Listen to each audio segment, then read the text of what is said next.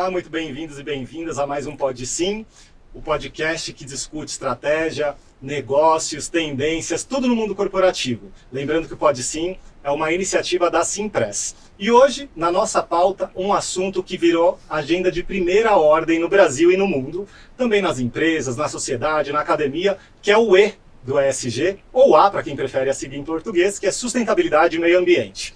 E para discutir um pouco desse assunto, eu estou com 3 feras aqui comigo, começando por ela, que entende tudo e mais um pouco de sustentabilidade no mundo das empresas, que é a Graziele Parente, que ela é vice-presidente de Relações Institucionais e Sustentabilidade da Syngenta. Graziele, bem-vinda, obrigado por ter aceitado o nosso convite. Muito obrigada e animada aqui para o nosso papo. Não, vai ser ótimo, ainda mais com você aqui nessa mesa.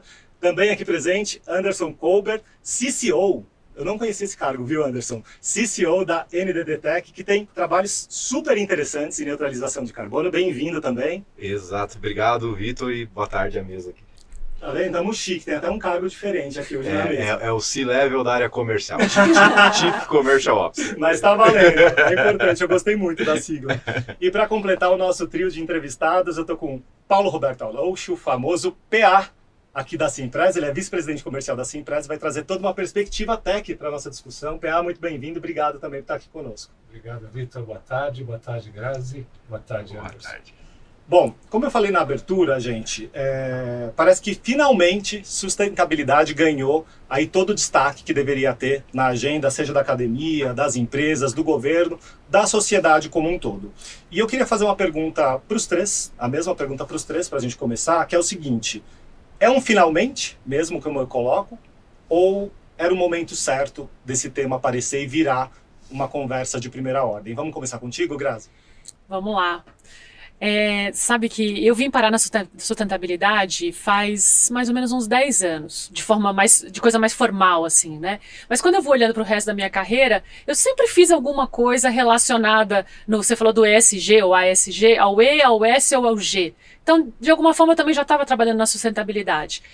E eu me considero uma pessoa não histórica. Eu conheço muita gente que trabalha há 30 anos, sempre foi do setor.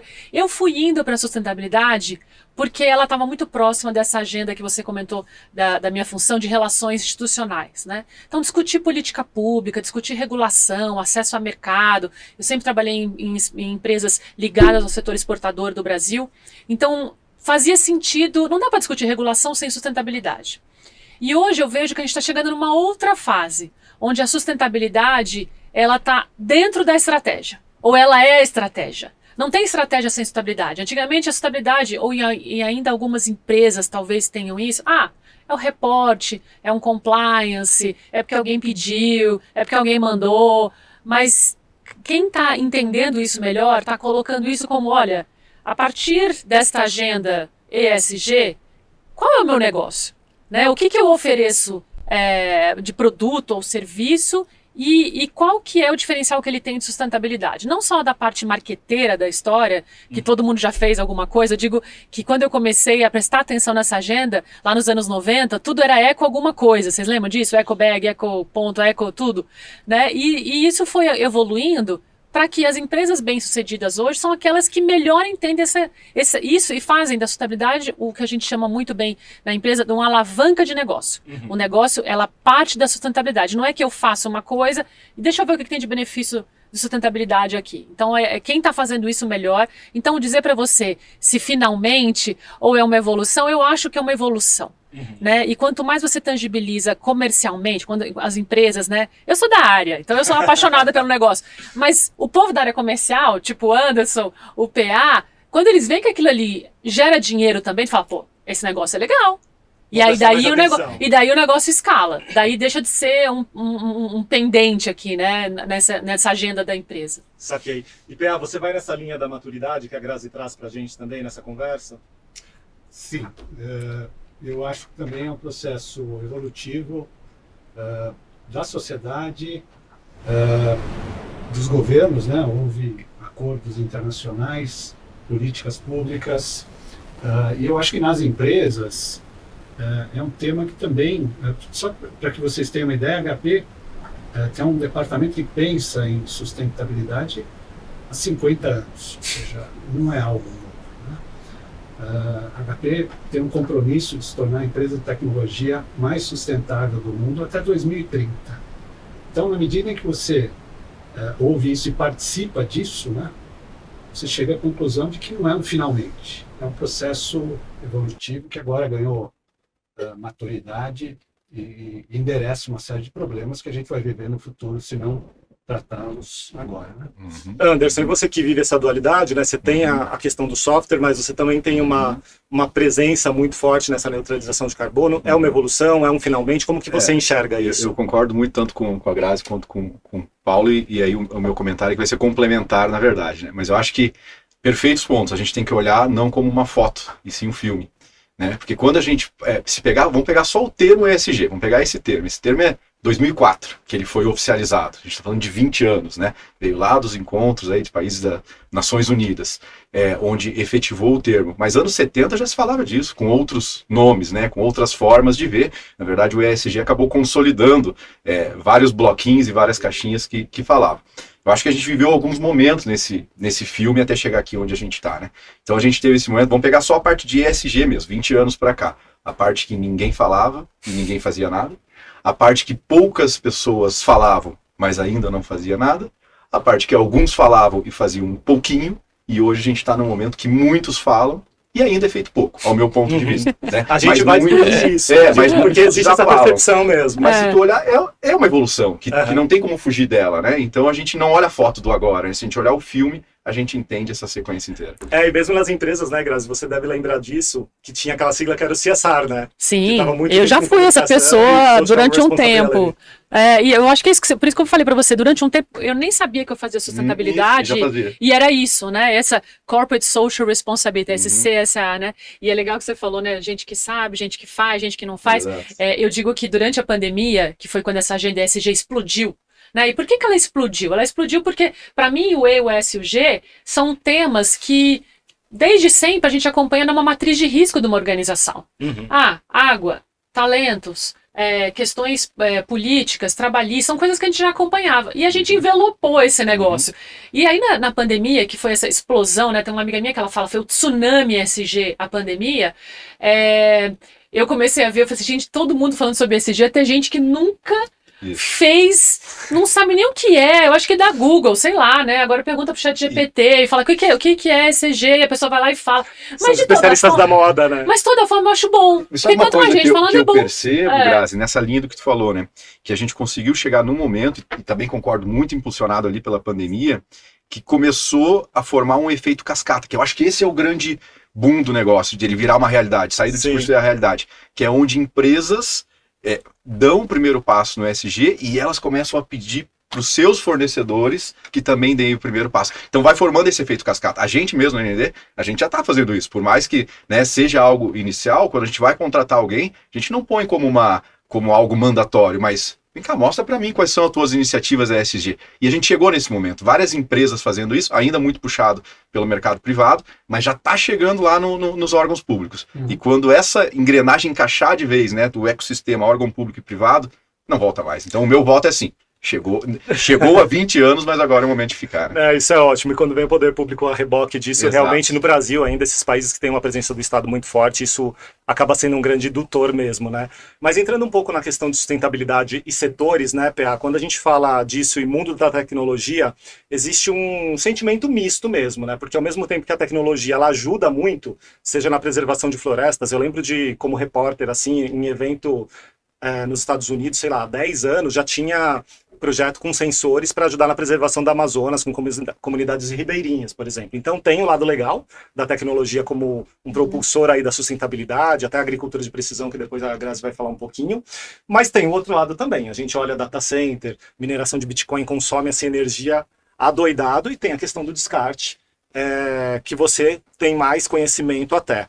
Como que você enxerga essa dicotomia mesmo de tecnologia e sustentabilidade? Eu acho que aqui também nós temos um processo evolutivo. Se a gente olhar o saldo, o balanço ao longo dos anos, esse saldo é cada vez mais positivo. Então, de fato, a mineração de Bitcoin, data centers consomem muita energia, mas mesmo nesses segmentos, a gente já observa uma preocupação e alguns acordos no uso de energia 100% renovável, né? E até no futuro com neutralização de emissão de CO2.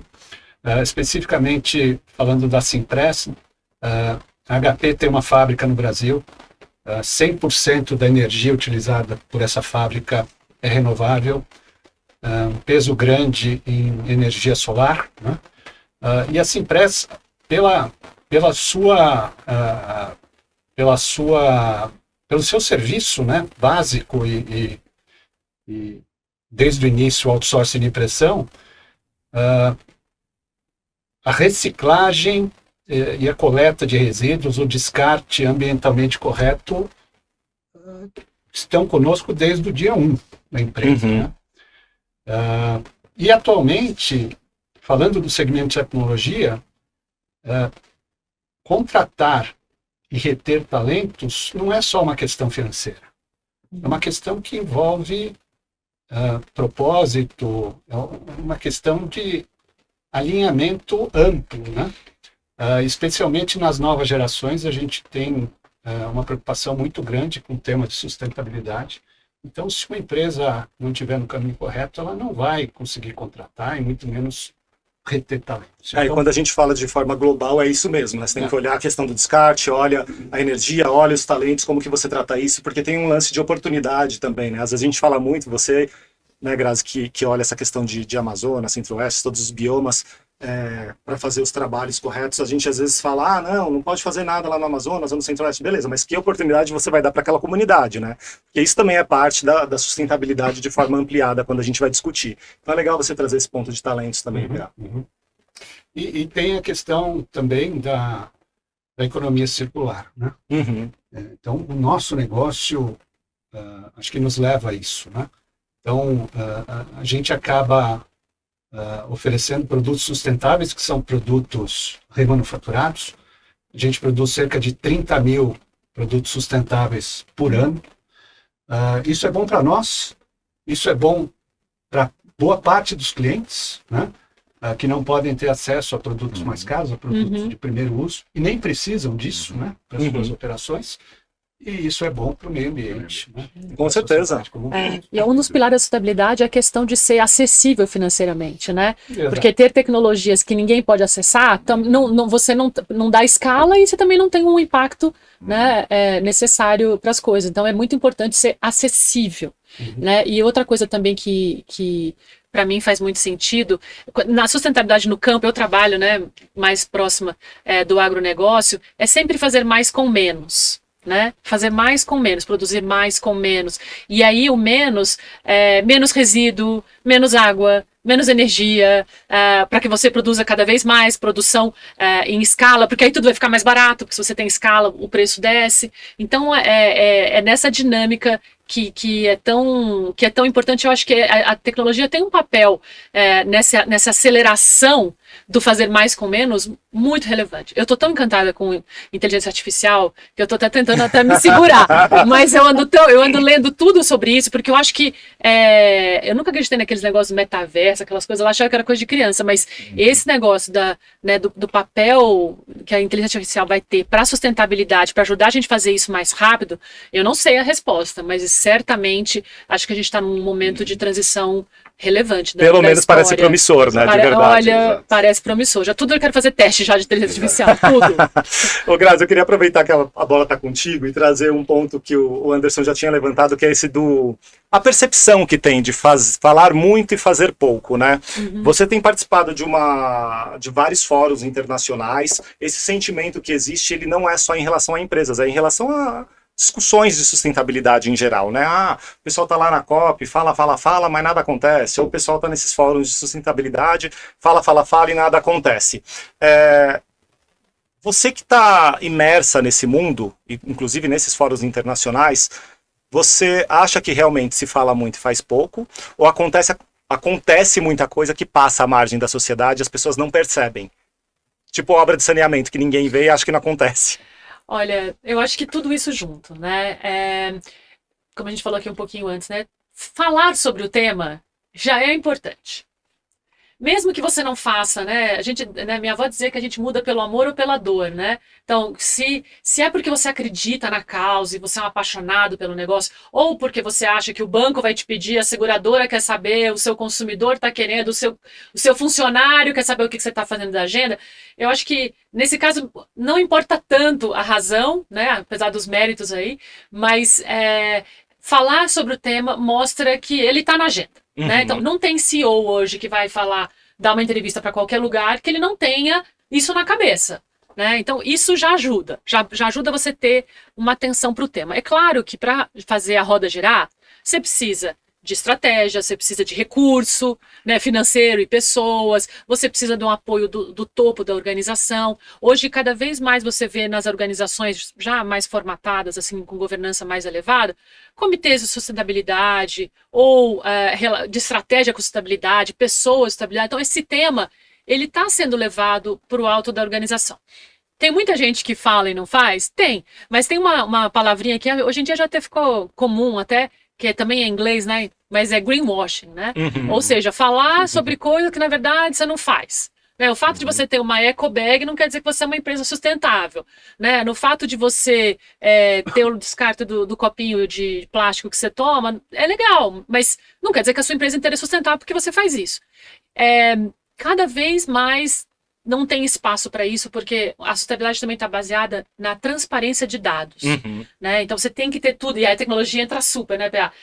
Rastreabilidade, auditoria, ter isso em real time, né? Ou seja, vou apertar um botão e vai sair para mim todos os cadastros rurais dos produtores que trabalham comigo, como eles estão colocados. Então isso tem sido uma evolução. Então, resumidamente, falar é ótimo, quanto mais gente falando, melhor ainda. Estamos numa jornada, mas tem gente que nem a gente aqui que trabalha na área, pelo menos. Tem as pessoas sérias, né? Tem as pessoas que estão fazendo as coisas. Mas eu trouxe essa pergunta, eu acho importante, porque uma vez eu fui sócio de uma empresa por 15 anos, a gente falava, não tem que só falar, tem que parecer. Porque às vezes a gente fala e faz realmente. Igual você faz muita coisa, tem muito projeto, aqui tem muito projeto, mas tem que parecer, senão as pessoas ficam com essa ideia, às vezes equivocada. E você trouxe um tema, que emenda com a minha próxima pergunta para o Anderson, que é o greenwashing. Então a gente tem uma discussão muito grande no Brasil, né, sobre maturidade do mercado de crédito de carbono, como acontece, como não acontece, é sério, não é. Eu já vi muitos executivos tentando fazer investimentos para isso em áreas do Amazonas ou em áreas de Mata Atlântica, e depois teve que voltar atrás, porque ou pela complexidade do negócio, ou porque não ia conseguir fazer as comprovações corretas para realmente fazer a neutralização. Você consegue explicar, resumidamente, para a gente o que é esse mercado e para onde que a gente caminha nesse momento aqui no Brasil? Tá bom. Então assim, até trazer alguns pontos conceituais antes aqui, né? Quando a gente fala, porque na tua pergunta tu mencionou crédito de carbono, não exatamente a compensação, né? Quando a gente fala o crédito de carbono. Então, conceitualmente falando, a gente, de maneira bem simples, né? Fica fácil para todo mundo entender. A gente pode traduzir este termo crédito de carbono como uma unidade de medida. Um crédito de carbono é 1 tonelada de dióxido de carbono que aí a gente classifica ali em duas vertentes. Ou você reduz, ou você remove. Né? Então, reduz é aquele cara que gerava 100 e através de evolução tecnológica nos seus processos, uma mudança de um combustível fóssil por um biocombustível, ele passou a gerar 95. Então, ele reduziu. Né? O que é o remover?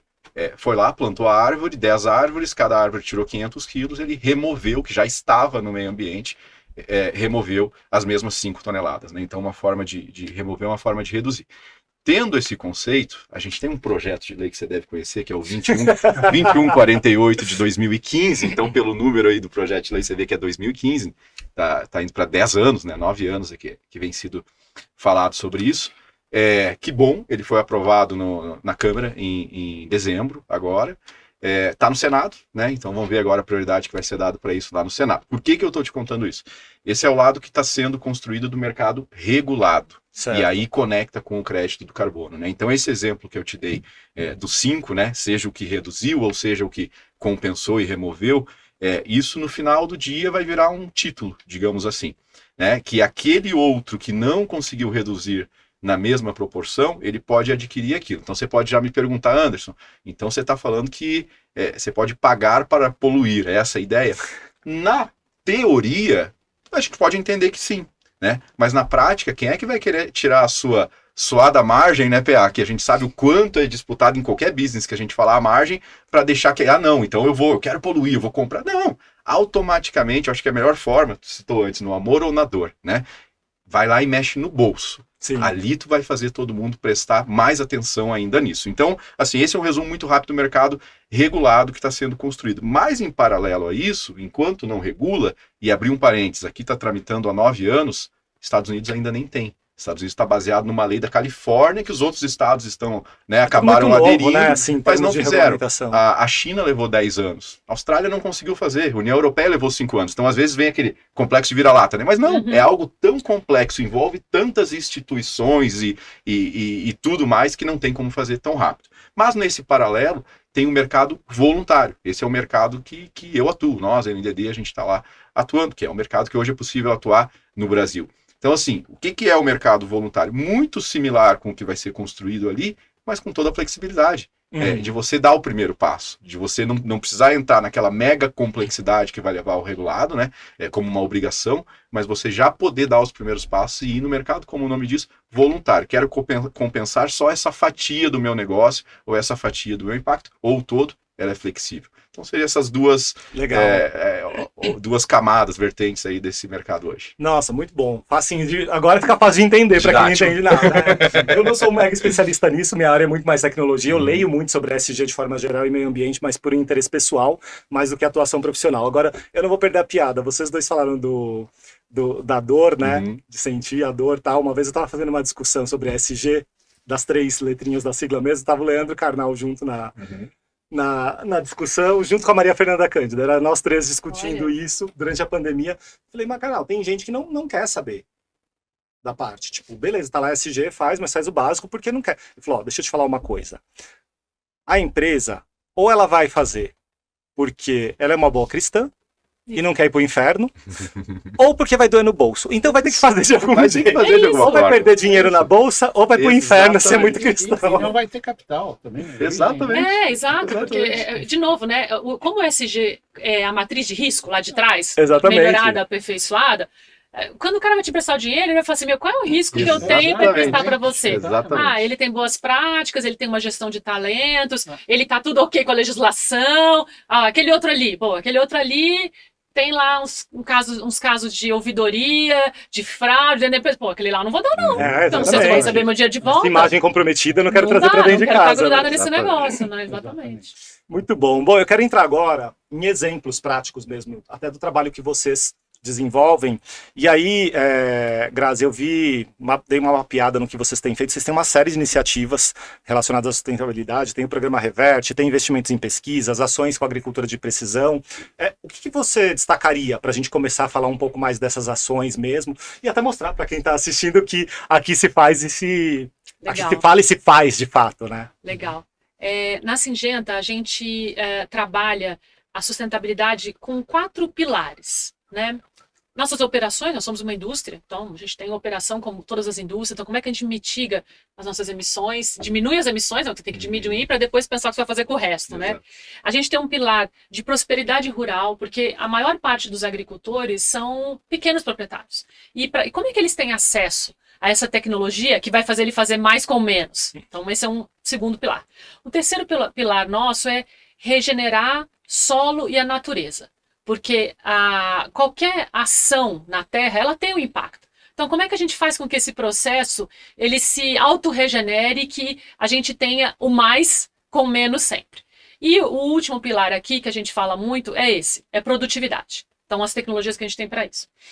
No dia a dia, eu trabalhei aqui no agronegócio, né? A gente está no paraíso do mundo para trabalhar com isso.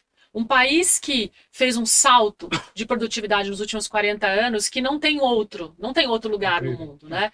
O Brasil é o grande fornecedor de alimentos hoje nas principais commodities das 10 principais que você tem no mundo, o Brasil. Né? A gente sempre fala, o Brasil é o celeiro do mundo, mas o Brasil também é um supermercado do mundo. Ele vende, hoje ele em volume, né? É o maior exportador de alimentos. Nesse cenário todo, então eu estou numa empresa no Brasil, trabalhando no agro. O que a gente pode fazer aqui diferente? Tudo que a gente for fazer aqui, primeira coisa, é em escala. Acho que esse é um chave da sustentabilidade. Não dá para fazer um projetinho aqui de 60 hectares. Cara, 60 hectares não me serve. A gente trabalha aqui com 20 milhões de hectares assim, no radar. Então eu preciso fazer coisas que sejam escaláveis. Nós identificamos, aí você mencionou aqui o projeto Reverte, né? Há uns 5 anos atrás, a gente identificou tudo, porque a gente tem uma proximidade muito grande dos produtores rurais, né? Olha, eu tenho essa terra aqui, tá indo bem, você tá me auxiliando. Mas tem aquele pedaço ali, ó, do outro canto, que era pastagem, tem meia vaca, né? Que eu falo, meia vaca nessa hectare, não tá me rendendo. Mas para converter para agricultura, é caro. Precisa de capital, precisa de dinheiro. E demora. Não é que fica pronto de hoje para amanhã, você contrata e tá resolvido. Não. É um negócio que a terra tem que ter o seu tempo. A gente viu essa oportunidade e falou, bom, como é que a gente fecha esse circuito, né? A gente tem um cliente interessado em expandir, ele tem que manter, né, para ser cliente nosso, manter né, todas as questões de compliance ambientais certinho, então, bom, natureza, né, vamos certinho. Como é que a gente fecha esse circuito aqui? Como é que a gente ajuda o cara a recuperar essa área degradada de pastagem? E aí a gente criou o projeto Reverte, onde ele tem 3 pilares. O nosso, que é o quê? Venda de insumos agrícolas para ele e consultoria agronômica, porque nosso time é um exército de agrônomos por aí. A gente tem um outro pilar, que é o produtor que tem a terra e quando ele assina com a gente, por exemplo, ele se compromete a manter toda e qualquer vegetação que ele tem. Então, se ele tem excedente com relação à legislação, Código Florestal, e aí uma coisa mais longa que a gente pode até falar, ele é obrigado a manter essa área. Mas tem um pilar importante, isso aqui custa caro. Como é que a gente faz esse jogo aqui? Né? Então, esse jogo a gente trouxe um banco, a gente foi a mercado e trouxemos o Itaú BBA. Então, o Itaú BBA é o nosso parceiro. Aí o programa começou mesmo faz 3 anos. A gente pôs uma meta até 2030 super agressiva de 1 milhão de hectares restaurados desta forma. Hoje nós estamos com 210 mil hectares, o que é o maior projeto que eu tenho notícia no Brasil, certamente, e fora, de recuperação. Em dinheiro, tem mais ou menos 1,5 bi de reais na rua para essa recuperação. E essas áreas são acompanhadas semanalmente por monitoramento de satélite, para os critérios ambientais e sociais. E a gente vê a evolução. O mais legal de tudo é que agora no 3º ano, tem gente que entrou no 1º ano, no 2º, tem gente entrando agora, ver como que evoluiu isso e como que essa agenda da sustentabilidade deu um clique para os produtores que agora estão vivendo isso de uma forma intensa, digamos. E a gente tem vários produtores que têm várias fazendas, então eles acabam entrando. A gente começou ali no Cerrado, soja e milho, agora a gente assinou faz uns 2 meses o primeiro contrato de cana. E a oportunidade no Brasil, segundo o governo federal, é de cerca de 30 a 40 milhões de hectares de terras. É muita coisa. De 30 milhões de terras degradadas. Se a gente pega 1/3 disso, a gente dobra a produção agrícola do Brasil, de grãos. É uma coisa bizarra. Então você não precisa aumentar áreas, abrir novas áreas, porque a área que já existe hoje degradada, ela pode ser convertida assim, ó. Precisa de dinheiro? Precisa de dinheiro. Custa dinheiro? Custa. Mas se você, tal das finanças verdes, se você fecha esse laço inteiro, você tem um crescimento absurdo e sustentável. Então isso que acho que é um projeto bacana de contar para você e que foi, digamos, um inspirador das novas políticas públicas. Hoje existe um programa do governo federal para isso, porque sabe que precisa de consultoria agronômica, precisa de um produtor a fim de apostar, porque são uns 3 anos ali para começar a ver o dinheiro rodar, e precisa de financiamento. Nossa, projetaço, hein? Eu tenho muito orgulho do que o time tem feito aí, a gente está cada vez expandindo mais, assim, estamos abrindo várias frentes, assim, bem legal. Nossa, incrível. Ô Anderson, no caso da NDB, vocês são uma empresa de tecnologia, e acabaram criando essa plataforma que é o Green Carbon para ajudar outras empresas também. Daí eu queria entender o seguinte, eu queria que você trouxesse algum exemplo de case que fosse muito diferente, sem ser o da Simpress. E se vocês de alguma forma estão usando isso internamente também. Ou se vocês usam alguma outra coisa internamente quando vocês trazem essa pauta de sustentabilidade para dentro da NDD. Eu costumo fazer a piada também, eu costumo brincar que normalmente empresas de software têm no inventário de ativos servidores, computadores. A gente tem isso, e também tem tratores. É a única que tem, né, no inventário de ativos. Muito bom. Mas assim, ó, te confesso que se fosse para citar um case, eu citaria o da Simpress. Não faria isso aqui, deixaria o PA comentar, mas realmente, independente, né, de aqui ser um meio de comunicação fomentado pela Simpress, eu citaria esse, porque eu acho que foi um caso realmente pioneiro no país. A gente começou a falar disso há 2 anos, né, PA? Tem 2 anos que idealizou, a gente construiu junto, mas depois, como eu te falei, eu deixo o PA detalhar sobre isso. Mas então, tirando esse da Simpress, que eu considero um dos nossos cases de maiores destaques e sucesso, eu traria não um case de negócio, mas um case de modelo que a gente criou, que eu acho que é muito legal. Então, para trazer para vocês, né, a gente tem algumas verticais de negócio, 3 mais especificamente, nós chamamos aí das nossas especialidades. Uma que é a mais conhecida aqui no nosso meio, né, de dispositivos, que é essa vertical que eu levo, que chamamos ela de dispositivos, que é o software que a gente faz para monitorar impressoras, computadores, tudo mais, a gente monitora e gerencia isso. Mas nós temos 2 outras, que vocês vão entender o quanto é legal essa situação. Uma delas a gente chama de fiscal. Então é tudo relacionado à parte tributária do governo. Então também para deixar de forma bem didática, tudo que é tracinho E, NFE, NFSE, NFCE, tudo que é tracinho E do governo do lado tributário, a gente está lá atuando nessas emissões. Então, quando você está lá fazendo uma compra, normalmente a gente está no backstage ali de grandes companhias aqui, as maiores do Brasil, a gente é líder disso também, a gente está pegando o dado daquela venda, indo lá na Cefaz, autenticando, voltando e permitindo que seja impresso aquele cupomzinho fiscal, a nota ou o recibo. Esse é o cara mais importante para ter na minha lista de contatos, não é? Com certeza a gente vai falar, já vai virar um vídeo aqui. Então, assim, a gente faz toda... Essa parte eu nem sabia, viu? E olha que interessante como vai conectar, né? A gente faz toda essa parte de emissão. Nós temos uma outra vertical que a gente chama de log, que é de logística. Então, pensa todos os tracinhos E do governo relacionados à logística. CTE, EMDFE, a parte do comprovante digital de entrega, quando for entregue lá na ponta, a gente faz isso. E depois a vertical de dispositivos. Agora vamos pegar esse ecossistema inteiro, tá? Para uma mercadoria sair, você tem que emitir os documentos fiscais. Mas para aquele caminhão poder pegar a sua estrada, você precisa desses tracinhos E da logística que eu falei. A mercadoria que está entrando no caminhão, ela vai ter uma etiqueta colada nela lá, normalmente impressa numa máquina térmica, relacionado àquele produto. E todos esses tracinhos E, que em teoria são documentos eletrônicos, eles geram documentos auxiliares, que tem que ser impresso numa impressora, possivelmente da Simpress. Então você vê que a NDD, a gente está ali em todos os pilares, no ponta a ponta. O que é o case agora que eu ia contar? A gente pegou todos os nossos sistemas e a gente foi gerando dados relacionados ao impacto ambiental de todos esses processos. Toda essa cadeia. Toda essa cadeia. Então a gente consegue mostrar para o nosso cliente, seja aquele cliente que só consome um desses pilares, ou o case legal, né? Quando consome todos esses pilares, que da emissão do primeiro documento fiscal até entrar no caminhão e o produto ser entregue lá na ponta e a caixinha do produto que tinha uma etiqueta e a impressora que gerou aquele documento auxiliar, a gente consegue mapear a geração de carbono de tudo isso e no final, a grande cereja do bolo, como a gente tem as fazendas e o programa de compensação, a gente já fala, isso tudo você tem que plantar X árvores. Junto com isso, ainda com essa cadeia, a gente tem uma outra frente, que é toda a carga precisa ser segurada. E a gente tem o que a gente chama de averbação, ou averba, onde a gente junta todos esses dados e entrega para as seguradoras o valor daquela carga total que está dentro de um caminhão.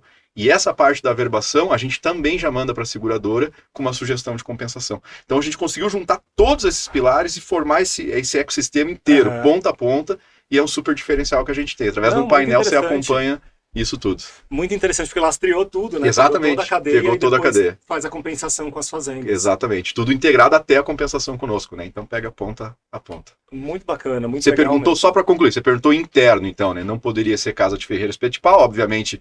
Esperamos que não, né? Tudo aquilo que a gente faz está conectado com esses pontos que eu te expliquei. Além das fazendas, então hoje a gente tem 11 fazendas próprias, assim, em algum caso pode ser arrendada, mas todas sob nossa gestão, não chega nesses milhões de hectares, mas nós temos uma fazenda, por exemplo, nossa própria, que tem 1.300 hectares, outra tem 750, então tem áreas grandes, então a gente conecta isso tudo com o nosso negócio, e todos ainda aqueles outros pontos, a gente construiu uma sede nova, a gente inaugurou tem 2 meses, é uma sede para 1.000 pessoas, onde já foi toda pensada em parte de captação de água, reaproveitamento de água da chuva, parte de iluminação, então assim, já foi construída de uma forma É porque estratégica. já entrou no DNA, né? Exatamente. Então, assim, você não tem como fazer. Exatamente. Você vai fazer uma sede, você vai fazer de qualquer jeito? Não, peraí, a gente trabalha com esse negócio, a gente tem que fazer isso, já né? foi tudo conectado. legal. Então a gente juntou o que a gente leva para fora e não deixou. Mas é muito legal quando vê que entra no DNA mesmo, né? Porque exato. não é tão comum ainda. Está começando a se tornar algo comum no país. Exatamente. Principalmente quando a gente fala de empresas no mundo de tech. Ô, PA, trazendo você para a conversa, o Anderson quase deu spoiler aí do que você ia conversar comigo agora, falando dos exemplos. Vocês têm o Carbon Neutral aqui. E já tem muito resultado legal aparecendo. Eu queria que, além de falar um pouquinho do projeto, você explicasse por que é legal para vocês, da Simpress, enquanto empresa, imagem, tal, trabalhar sustentabilidade, mas também para quem está do outro lado, que é o cliente e usuário Simpress. Ok. Bom, a Simpress foi a primeira empresa de outsourcing de equipamentos de TI a oferecer a neutralização de carbono para os seus contratos, né? Nós iniciamos essa oferta em março do ano passado e até o momento neutralizamos mais ou menos 6 toneladas de CO2 e isso equivaleu a mais ou menos 10 mil árvores. Exato. Né? Acho que está em 11 mil, algo assim. 11 mil. Perfeito. O que a gente observa é que o consumidor está cada vez mais consciente e muitas empresas, como o Anderson falou no início, exigem isso, né? Ou pelo menos valorizam isso. Então, numa RFP, você entra numa condição diferenciada com essa oferta. Para nós, sem dúvida, foi um diferencial durante um bom tempo, mas hoje é core. Nós temos uma meta de neutralizar todos os contratos até 2027, e só para que vocês tenham uma ideia da dimensão disso, hoje nós temos 600 mil devices sob contrato. Então não é pouca coisa, a gente tem crescido a uma taxa de 20% a 30% ao ano, a empresa dobrou de tamanho. Bastante coisa. De 2019 a 2022, pretendemos dobrar novamente até 2025. Então, é bastante coisa. Né? A questão de talentos eu já explorei um pouquinho. A Simpress pertence à HP. Falei um pouquinho da fábrica da HP. A Grazi falou de rastreabilidade. A fábrica da HP em Sorocaba é referência mundial em rastreabilidade. Tá? Então, os notebooks, por exemplo, todos têm chassi metálico. O principal metal utilizado na fabricação é magnésio. 90% desse material é reciclado. Né? Plásticos também, um índice elevadíssimo. Tem uma linha de produtos chamada Dragonfly, que utiliza plásticos reciclados de oceanos. Né? Então, é muito legal. Então, a parceria com a NDD viabilizou tudo isso. Nós estamos fazendo um trabalho muito forte, especialmente em órgãos públicos. Né? Então, por exemplo, tem uma audiência, tem um processo rolando no MGI, Ministério de Gestão e Inovação. Eles pretendem contratar 750 mil computadores no regime de outsourcing.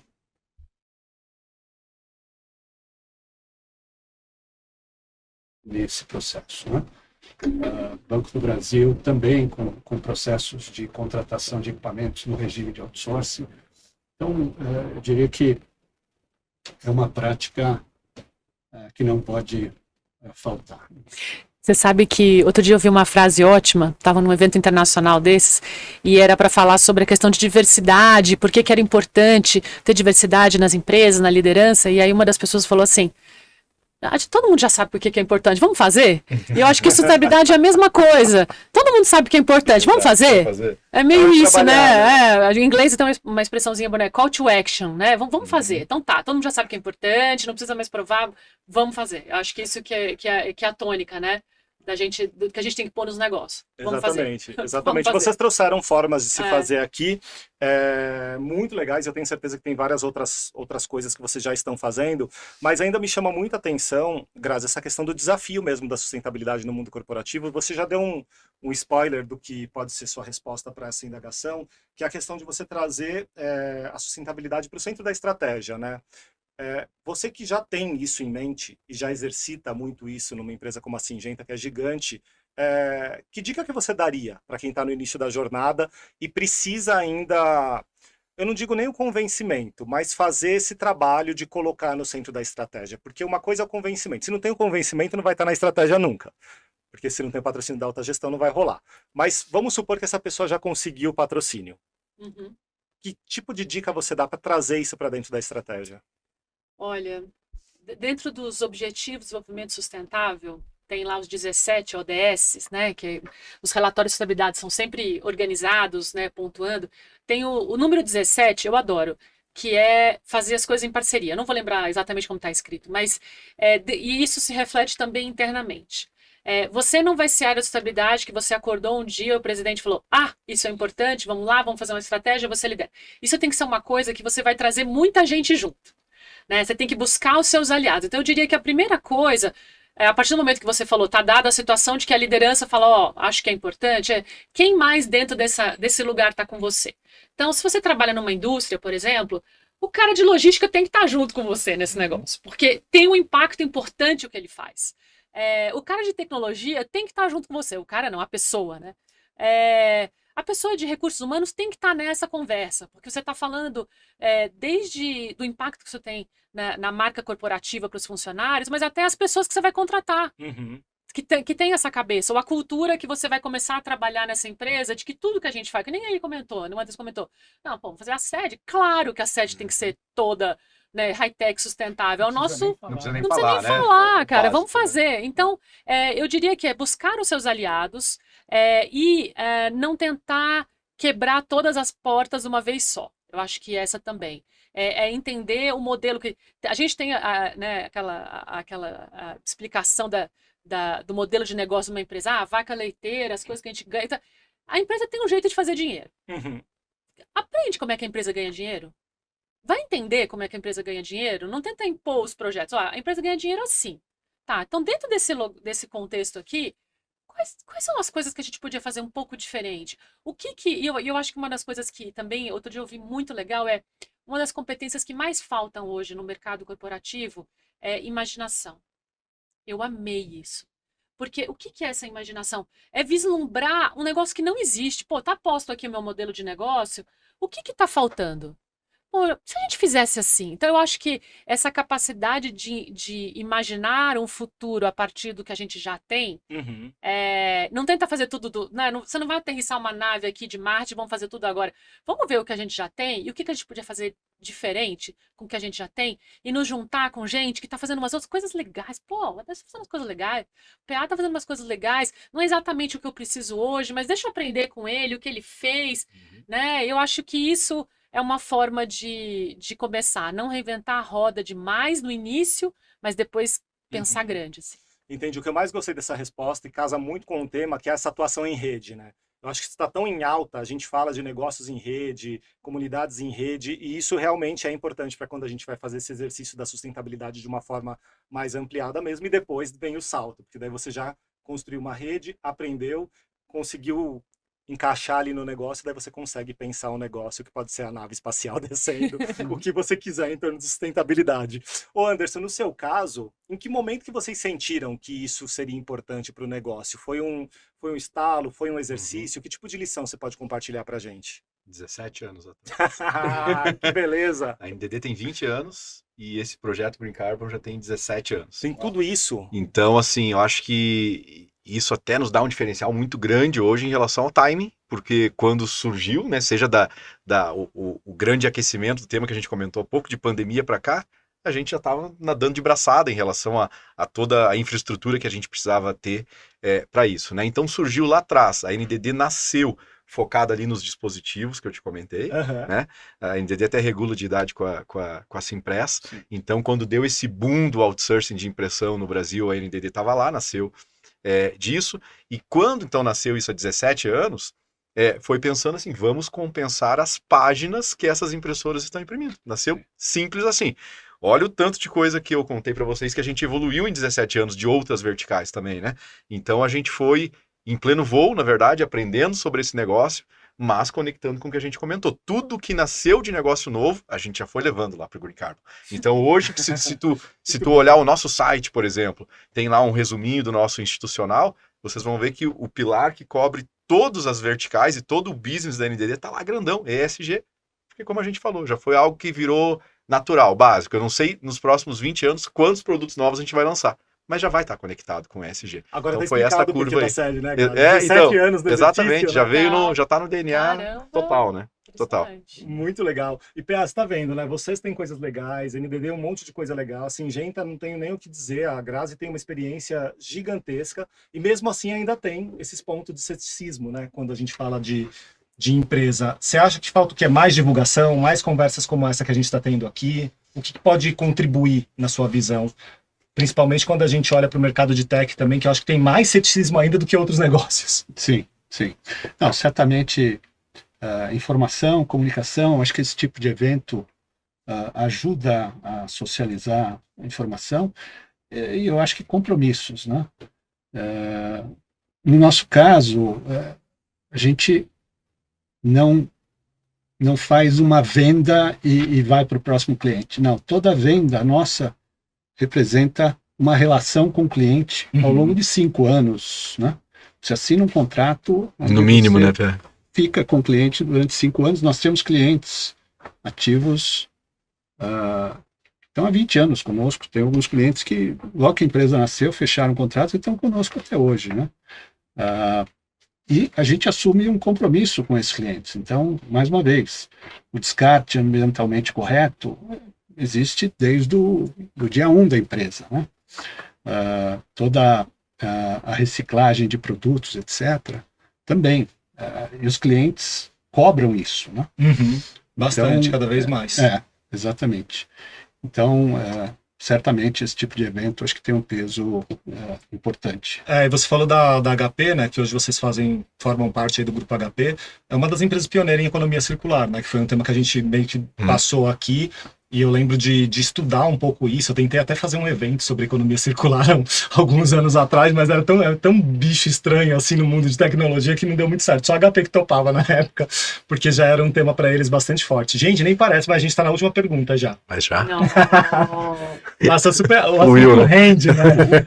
O assunto rende. Eu vou fazer uma piada aqui com os mineiros, que eles adoram falar que eu gosto de zoar mineiro por conta do sotaque, mas é isso, a gente fica assuntando aqui com os mineiros. A gente sempre acha que é muito, né? Mas depois, na hora que começa, aí você fala, nossa, mas eu tenho mais isso, mais aquilo. É isso. E o que eu queria trazer agora de provocação, na verdade, é pedir uma reflexão de vocês três. É uma pergunta, novamente, como eu fiz no começo, agora eu volto com uma pergunta igual para vocês três, porque todo mundo fala que a agenda está na primeira ordem, ou seja, todo mundo está de olho nisso, e quando a gente fala Brasil, esse nome de país, todo mundo fala, é a bola da vez, é a oportunidade que a gente tem novamente, e a gente não pode correr o risco de deixar essa bola passar. Então é quase que uma unanimidade, que é uma oportunidade única que o país está vivendo por conta de ESG e, obviamente, o meio ambiente, que é o nosso tema principal aqui. E parece que já tem resposta da sociedade. Eu separei alguns dados aqui para essa reflexão, que é o seguinte: teve uma pesquisa da CNI que mostrou que 81% dos brasileiros adotam pelo menos um hábito sustentável. Tem gente que adota um monte. Nem que seja separar o reciclado do lixo. Nem que seja isso, pelo menos um hábito. Já é alguma coisa. Ou né, usa energia da forma mais correta, ou tem energia solar já implantada em casa, pelo menos um hábito saudável. A Anshan fez um outro levantamento que mostrou que 7 em cada 10 empresas brasileiras, 7 em 10, você vê que está faltando comunicar mais mesmo, já tem alguma prática de ESG. Ou seja, as coisas estão acontecendo. A gente vai ser potência ou não? Por quê? Olha, eu trabalho no setor que o Brasil tem uma vocação gigantesca, né? Então, o setor do agronegócio, né? A gente está falando sobre segurança alimentar, mas segurança energética, né? Falar sobre essa agenda de segurança energética é um outro negócio interessantíssimo, porque a gente começou pioneiro o Brasil com etanol lá atrás. Há quanto tempo, gente? 40? 50 anos? Não, 40 anos, pelo menos. 40 anos. E hoje nós estamos falando de outros outras culturas dentro do agro para fazer essa transformação da energia. Aonde que você tem condição climática, apesar de todas as confusões que a gente tem visto no mundo de climas extremos, onde você tem área, onde você tem expertise em fazer essa coisa acontecer, é aqui. Então, tudo que tem a ver com a produção do agro, tanto para a segurança alimentar quanto a segurança energética, passa por aqui. A outra coisa importante é que nós estamos vivendo 2 anos aqui, falado agora no momento mais curto prazo, 2024, Brasil tem a presidência do G20, né, o grupo dos 20 países, dos maiores países, né, e lidera as agendas. Eu faço parte de 2 grupos dentro do G20 aqui, do B20, que é o Business, né, o grupo do negócio para isso, as agendas de discussão sobre sistemas alimentares e qual que é o papel que a gente tem nisso. E quanto mais a gente comunica, o óbvio precisa ser dito. Então a gente precisa continuar falando o tempo inteiro sobre esses temas. E ano que vem a gente vai sediar a COP, né, a Conferência de Clima, e que é um momento da gente trazer, no meu ponto de vista, a discussão para o sul aqui, né? Trazer essa discussão, no nosso caso, para a agricultura tropical, para a potência que é a agricultura tropical, e a gente desmistificar muita coisa. Acho que quando a gente fala de Brasil, tem desde o complexo vira-lata até uma coisa da gente achar que tudo é o mundo de Alice, que também não é. Mas como que a gente constrói esse alinhamento entre sociedade para seguir em frente? Então eu entendo que a gente está no lugar certo para fazer essa transformação. Aqui a sustentabilidade vai ter escala. Uhum. Aqui a gente tem uma população, como você falou pelas pesquisas, interessada de alguma forma. Alguém paga por isso? Não necessariamente todo mundo paga, mas vai ser a condição para trabalhar. Ser uma empresa sustentável, como até o PA falou, lá atrás era o diferencial, hoje é o jeito de fazer, né? Então eu entendo que a gente está numa agenda acelerada disso, num momento internacional propício para essa discussão se tornar cada vez maior na sociedade. A gente vai precisar de gente que nem a gente aqui para tocar o negócio, vai precisar de recurso, né? Finanças é um tema importante. A COP deste ano, que vai ser no Azerbaijão, ela vai falar muito sobre finanças sustentáveis, porque para financiar esse crescimento, esse desenvolvimento sustentável, a gente precisa de dinheiro. Exatamente. Né? E quanto mais você investe, mais escala vai ter e vai ficar mais barato, né? Como a gente falou, né? De ter acesso.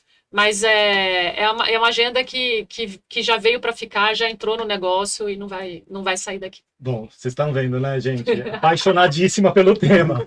Super. Anderson, seremos potência sim ou não e por quê? Então também vou responder de forma complementar a Grazi, porque eu concordo com tudo que ela falou, mas vamos trazer, como é uma reflexão, então reflitam isso, somos a 9ª economia do mundo, tá? Em população, nós somos a 7ª nação do mundo. Um ponto importante aqui, abrir um parênteses, né? Em nível de emissão de carbono, aí pra gente escapar do complexo de vira-lata, né? Somos o 13º, né? Então, assim, estamos melhor que a média. Ainda dentro do meu parênteses, vocês sabem qual o país per capita que mais polui hoje, que mais gera carbono?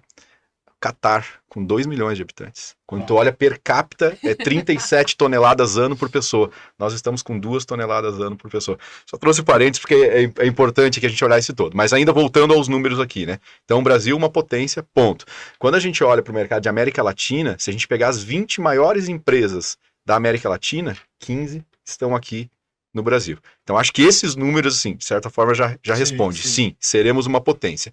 Como é algo ainda novo e ainda não está regulado, a gente não tem medições tão exatas em relação ao addressable market, mas a gente já consegue ter uma noção. A amplitude ainda é grande, né? Então, pegando o cenário mais conservador até um cenário mais provável e mais otimista, a gente navega entre $1 bilhão e 12 bilhões de dólares. Esse é o possível mercado endereçável aqui, aí de novo com o nosso olhar comercial, né, conectando aquilo com o quanto isso pode gerar ainda de receita como novos negócios. E complementando a isso, esse cenário todo e essa adequação que assim que regular muita gente vai ter que passar, mas mesmo nesse momento já do voluntário, ele acelera a inovação tecnológica. Né? Então pensa quanto ainda de outras oportunidades indiretas vêm junto com isso, talvez com a IA, que tu comentou, acho que encaixa perfeitamente, mas pensa assim, o quanto já tem hoje, e aqui do meu lado está a prova viva, departamentos e executivos pensando todos os dias em como deixar os seus processos mais eficientes, e isso automaticamente carrega a inovação. Então acho que a soma disso tudo responde. sim, com certeza, seremos uma potência nesse assunto. PA, e você, vai na mesma linha? Seremos potência e por quê? Sim, eu concordo integralmente com o que a Grazi trouxe, o Anderson também. Brasil, desde a época do Proálcool, ter se mostrado protagonista nesse tema, né? Em termos de recursos naturais e também de energias renováveis, o Brasil é uma potência, tem um potencial gigante. Você trouxe os dados de uma pesquisa, né? E nós falamos bastante sobre o mercado corporativo. Talvez a gente já seja uma potência e não saiba disso, né? Mas eu concordo, acho que o Brasil é uma realidade nesse tema. Não tem discussão de produção de energia renovável ou de alimento que o Brasil Já somos não uma tem um potência, assento. Acho que talvez a gente tenha que ter essa mentalidade de que tipo, o jogo mudou, né? A gente passou 40 anos tentando entender o que os caras estão falando lá em cima, mas agora não. Agora a gente é jogador nesse jogo aqui. Exatamente. Se Então, projetar como uma potência de projetar. fato. Super importante isso. Perfeito. É isso aí, gente. Graziele Parente, Anderson Colbert. PA, muito obrigado, adorei o bate-papo, muito bom mesmo. Espero que as pessoas aprendam bastante com o conteúdo que foi passado aqui. E eu sou o Vitor Cavalcante, fui seu host por aqui. A gente se vê. Até a próxima.